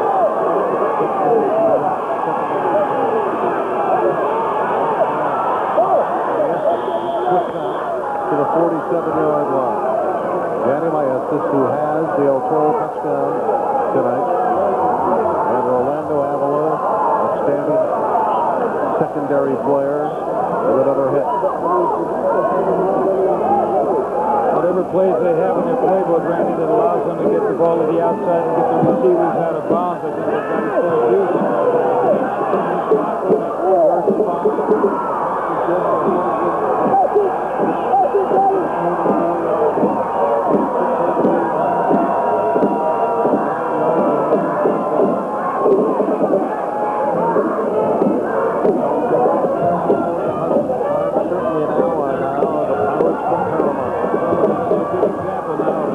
Drill with 6 minutes remaining. Keep in mind, El Toro has the capacity to come back because of their ability to throw. The far sideline to Rowe, who's open. Here's the first down to the 27-yard line. 16 more yards, and now Steve Stenstrom is starting to heat up. There's nothing fancy right here. These are just simple little patterns where the receiver goes down about 8 or 9 yards and then cuts to the outside. Stenstrom's now throwing the ball right on the money. Johnson is catching the football. He's got to get out of bounds. And as long as they continue to stay in bounds, they're going to keep this clock running. And right now, they can't afford that.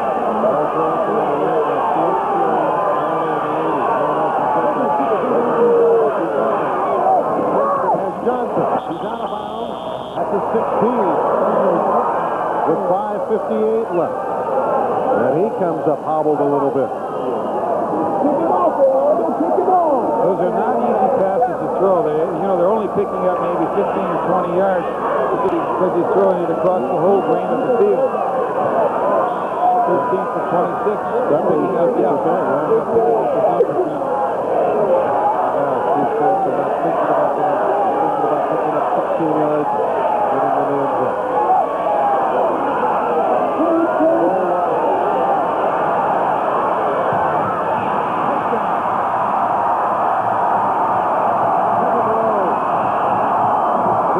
His fifth reception for TD this year. Great throw by Stinson. It was an excellent throw. He had to wait for Rowe to come free. He had to be careful because Rowe was dangerously close to being out of bounds. But watch Stinson take his time. Makes a nice fake right there. See a real good block on number 86. Touchdown. Beautiful throw. Right on the money. Just outstanding. Stinson to Rowe. Hook up.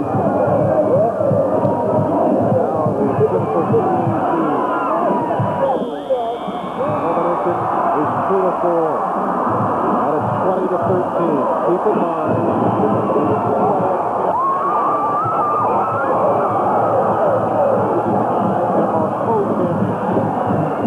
2013, and El Toro is back in the game.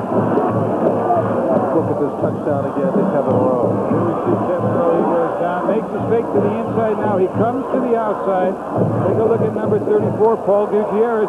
He lost him for a second. Beautiful catch. He goes down. He concentrates on that football, and it was thrown in the only place that it could have been thrown for it to be a completion. 99 yards in 2:05. That was a thing of beauty. 12 plays. Sexton's touchdown pass to Rowe. You won't see it. Better ground. Better execution by El Toro. Almost 6 minutes left.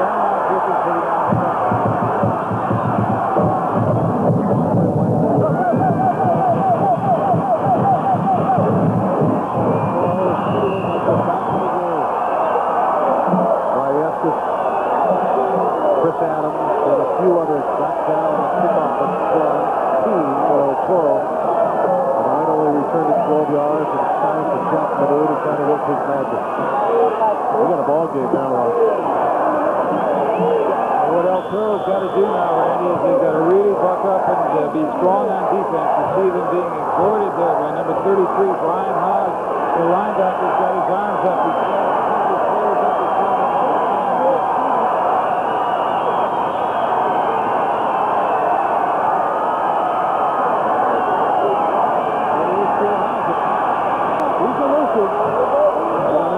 By Jack Manu. You gotta love that play call. A misdirection look to Neal, and Manu, who is so deceptive, carried the ball. Well, he went back and gave the appearance of pass, but I don't think Manu had any intention of throwing the football then. I think he went back there, tried to survey the field, pick out a lane for himself, which he found a nice one, and he picked up 9 yards.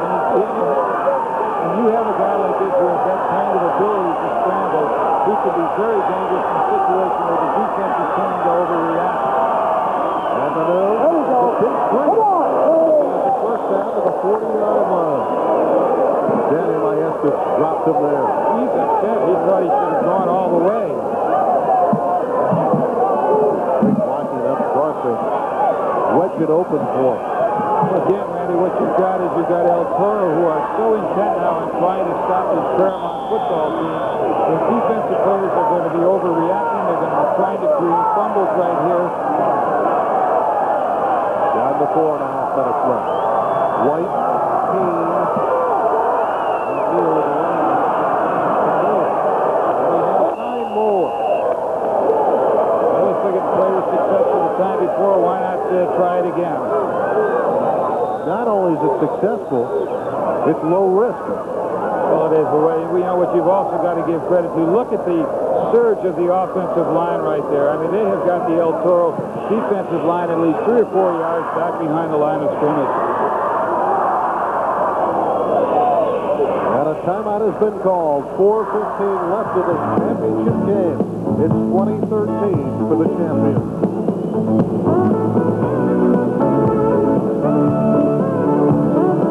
For the final 4 minutes and 15 seconds.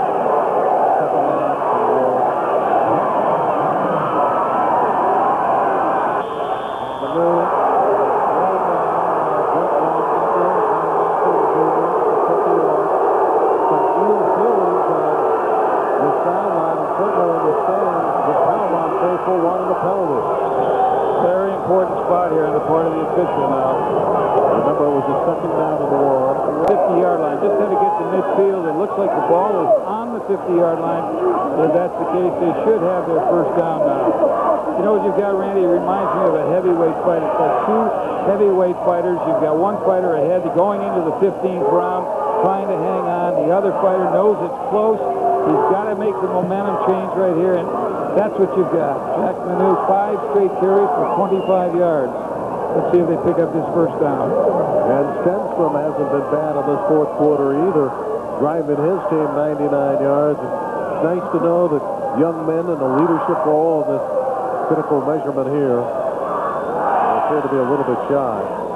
That men in a leadership role late in the game to take charge, and both Stenstrom and Manu have shown us that capacity here tonight. It's got to be very frustrating for Stenstrom. He's standing there on the sidelines. He wants to get back into this football game, but unfortunately for him, he can't do it if his defense can't get this thing turned over. Stenstrom way behind Brett Johnson when they won it in 87. Do you think we'll see Manu carry it for the 6th straight time? Well, with 3rd and inches, it would figure. Big Ken Such out there, making sure everybody has their blocking assignments, know where they're going. At some point, you might think, too, in terms of Leon Neal, who's rushed for better than 100 yards tonight. 3rd and inches out of the full-house backfield. Carry on a first down. And we're under 4 minutes left in this championship tilt. This offensive line has protected Manu well when he's carried the ball. They just done an excellent job. Watch them blow out off of this football right here.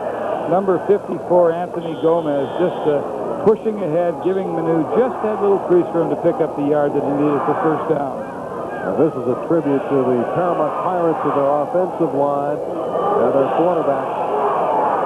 One more player scored a touchdown.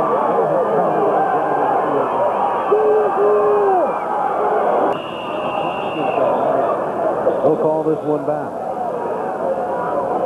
The one thing that head coach Ken Such did not want to see, a mistake, not at this juncture. Not when his team has been executing so very well. And this one will pin him back for 5 yards.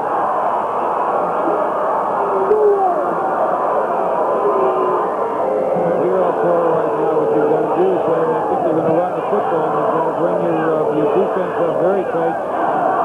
You've got to stop the run. The danger, of course, when you do that, if that ball carrier gets through that first wave, oftentimes he can turn a play designed for 2 or 3 yards into a 55-yard touchdown. 1st and 15. The clock and ally and Paramount. They're not even thinking about it.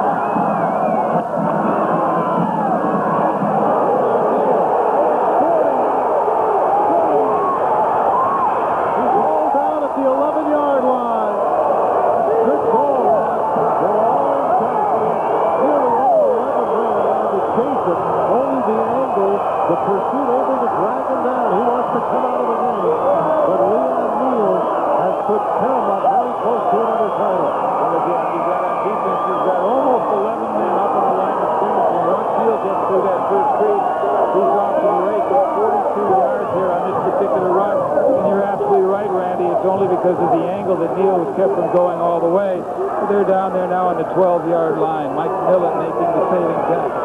Leon Neal holding in on 200 yards. What a football player he is. And he's thrown back and hurled down hard. 2:55 left in this game. I think El Toro's got to start using their timeouts, Randy. They can't afford to let too much more time run off the clock. Well, Paramount knocked out the top seed last week.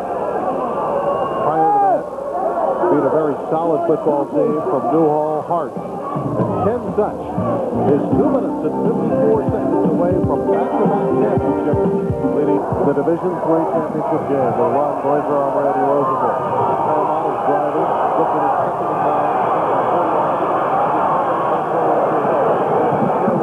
He's driven out of bounds. Those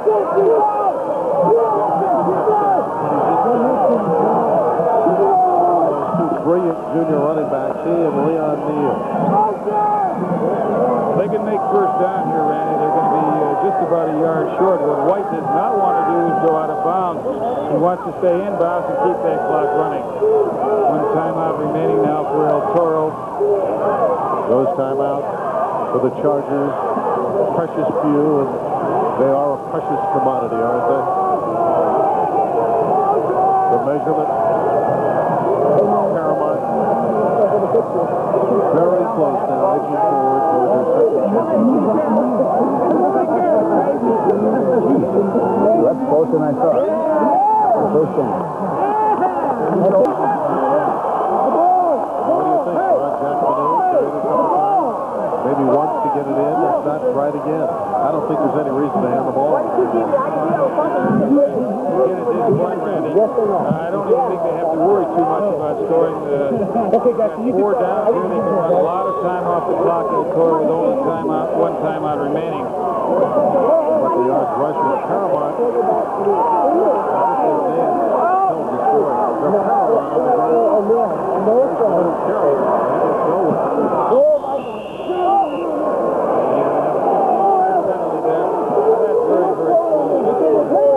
No need for that.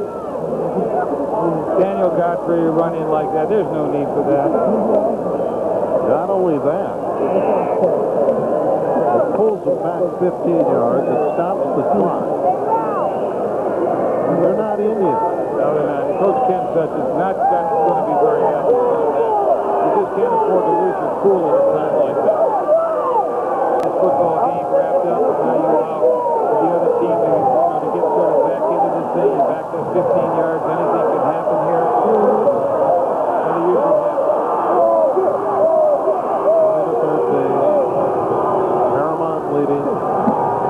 El Toro defensively just can't get the ball back to its offense. All they've got to do right now is they've got to force the turnover. They've got to be going for the football and trying to knock it out of the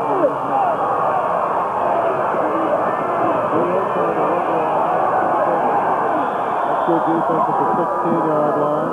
Troy Acker came from a safety spot to disrupt the play. One of the few times this evening that Neal's not been able to gain yardage. The clock continuing to run. Third down now. Third and goal.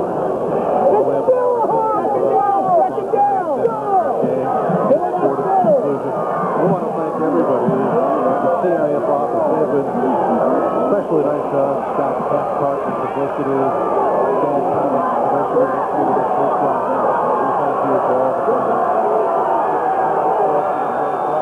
These student athletes here in Los Angeles are really fortunate, Randy, to have people like this in an organization like the CIF working on their behalf. It really does make a better place for them. It gives us just a tremendous opportunity.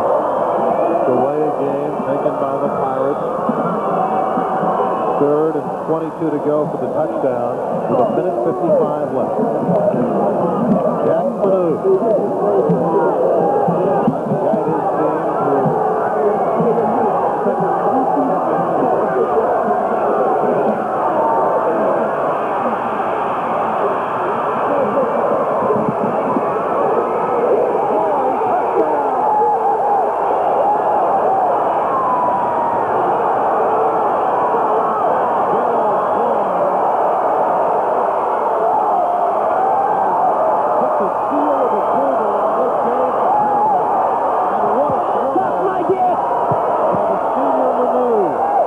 football.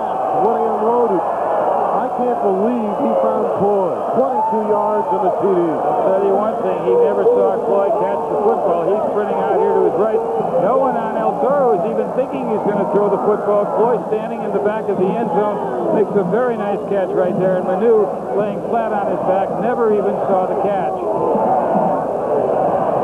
Still trying to catch his breath. There's your star of the game right now. Jack Manu, he and Leon Neal give a big assist early in this game to the strong safety George Jacobo. His interception turned it around.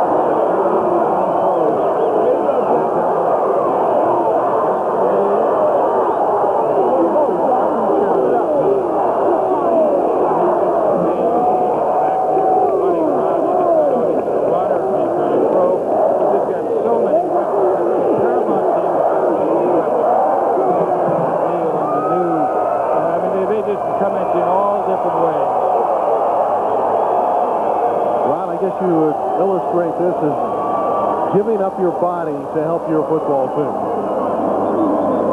He was whacked, but he somehow delivered a strike to Darrell Cloyd. You know, those are not easy balls to catch, Randy. You're standing back there, you're waiting for that ball to come down, and it seems like it's taking forever for it to come down. Phyllis Señor's PAT is blocked. Ball consolation now. 26-13 and a tremendous scoring drive at crunch time.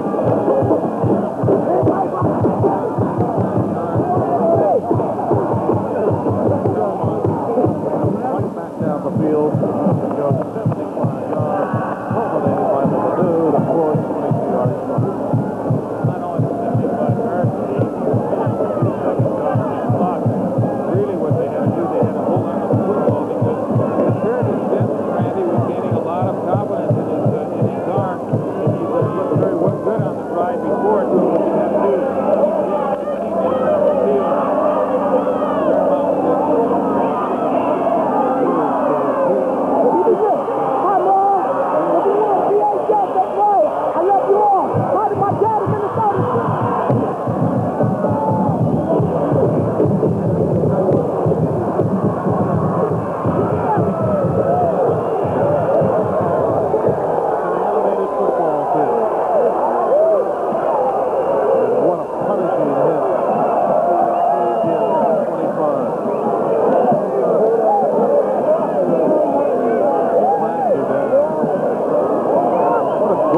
on the field. Paramount, not considered a football power, came through to win the Big 3 championship last year. Now we'll win it in back-to-back years.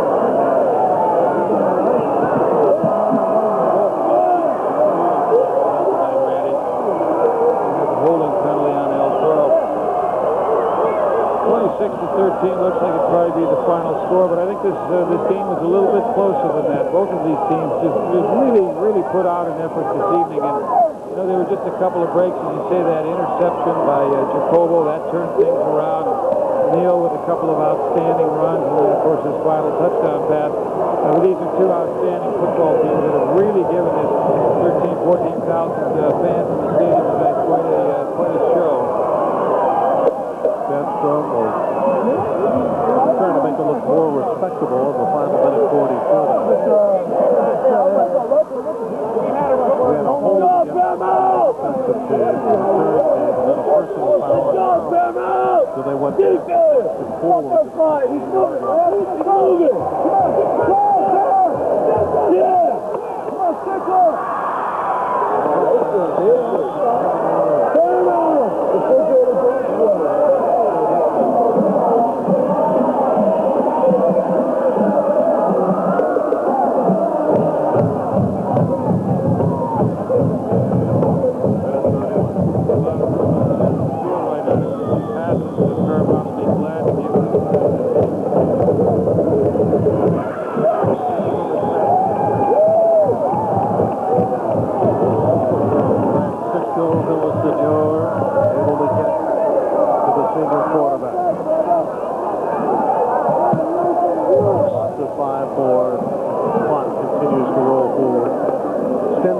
Toro is down by 13 points.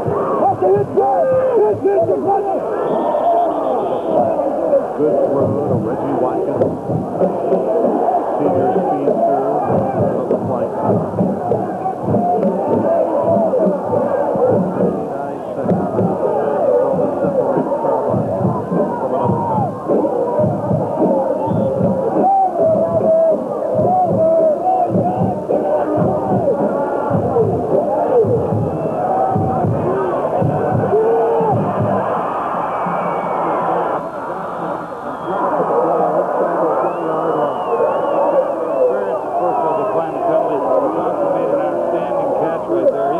Coverage.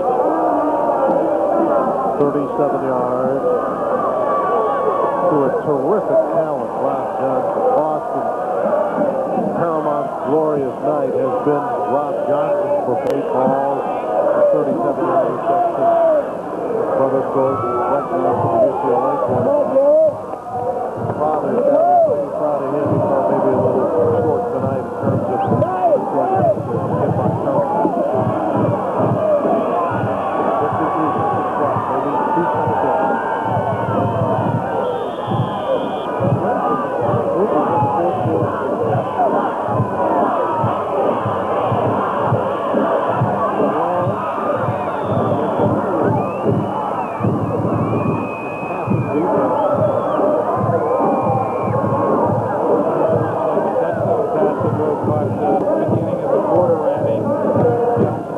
out to his right, sprinting out to his right. A very nice fastball going down to his knees and making a good catch. Lots of concentration.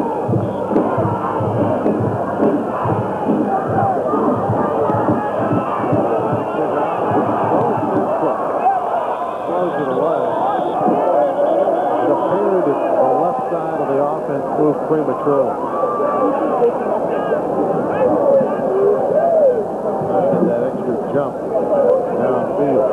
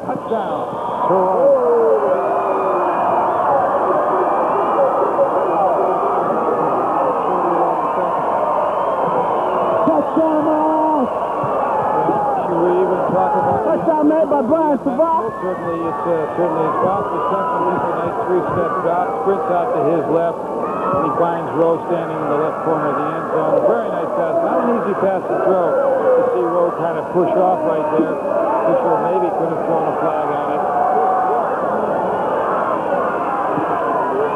26-20. And the onside kick is for El Toro. Down by 6 with 31 seconds left.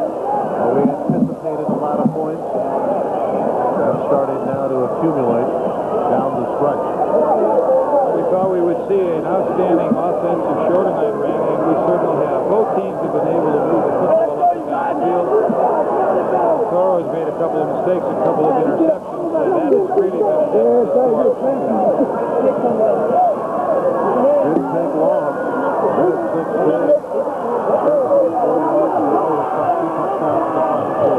72 yards in 16, and a drive before 99 yards for over 2 minutes. So Toro was certainly able to move the ball in a hurry. Unfortunately for them, they're just going to run out of time here. And the defense could not shut down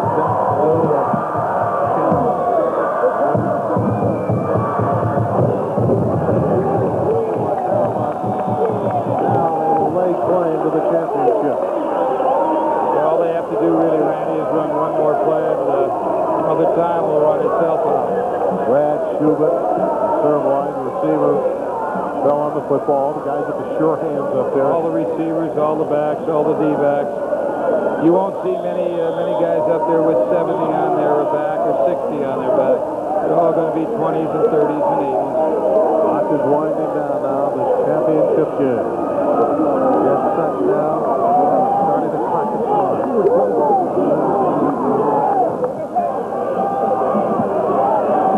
All Purdue will do is kneel down on the ball.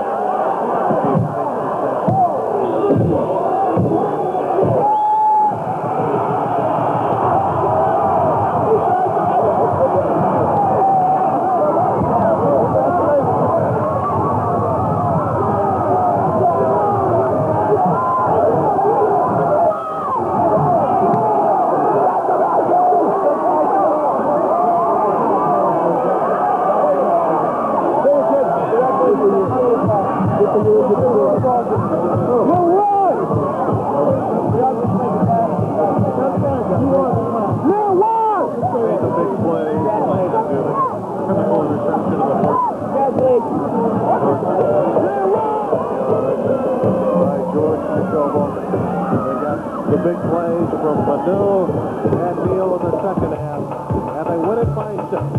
We'll come back to wrap it up after this. To the champions of Division III, defeating the El Toro Chargers tonight 26-20. You know, at one point, El Toro was leading 6-0.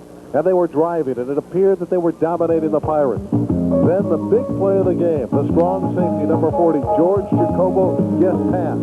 As Sternstrom was throwing to his tight end, Bo Haley, and Jacobo, very active, excellent in pass coverage, stepped in front of Haley, intercepted the ball, and ran some 67 yards for the touchdown that gave the Pirates at the time a 7-6 lead that they never relinquished. They went on to victory 26-20, and they are the champions. Statistically, El Toro had more first downs. Look at the rushing stat. Leon Neal, nearly 200 yards tonight. In the air, though, El Toro came back, and they had 2 late drives that helped them statistically. Total yards, a slight advantage for the Chargers. The turnovers critical, that 1 interception that we just looked at. Time of possession, though, Paramount, which was way down early, came back and actually had the ball longer than the Chargers, Ron. Well, they did. They were able to maintain ball control, especially in the second half of the game. Manu just sort of took over in controlling the football, and they had a couple of long drives using up 4 minutes or more. They say the hardest thing to do in any kind of sport is repeat. So I guess it's a great tribute to the Pirates that they indeed do repeat, and in the process defeat the top 2 teams from a very difficult league in Capo Valley and tonight against the strong El Toro Charger team. Well, it was an excellent game, and you know, if you're from El Toro, you've got to be saying to yourself, God, if there was just enough time, if we just could have got 1 more possession, we were moving the football, we could have come down and did it. Unfortunately, there just wasn't enough time left for them. And what a performance again from last year's Player of the Year, Jack Manu, coming up with the key touchdown late in the game to Cloy. Well, it was an outstanding throw. He never even saw Cloy catch it. He just was on his back. The Pirates are the champions of Division III, 26-20. For Ron Glazer, I'm Randy Roosevelt saying good night from Cerritos, California.